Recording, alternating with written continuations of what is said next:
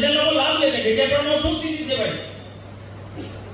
આમ આદમી પાર્ટી નું કઈ ત્યાગ છે? સરકારમાં આજે ધારાસભ્ય આપણી સરકારની યોજનાથી ઉદાહરણભૂત કરે છે અને સરકારની ટીકા ટિપ્પણી કરે છે. એવી સ્થિતિનું નિર્માણ ફરી પાછો અહીંયા ના આવે એના માટે આપણે કાળજી રાખવાની છે. ઊંઘી નથી થવાનું. સત્તા છે, મોદી સાહેબ પ્રધાનમંત્રી રહો, આરામ કરો એવું નથી. સજા રહેવાનું જાગૃત રહે એટલે કાર્યકર્તાને સમય સમય પર ટકોર કરવામાં આવે છે.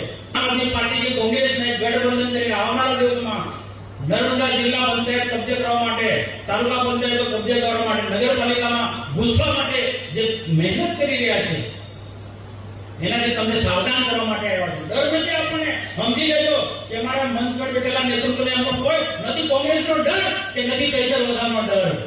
તમારે સાવધાન રહેવાની જરૂર છે. સાવધાન કરવા માટે તમને આવ્યો છે સમય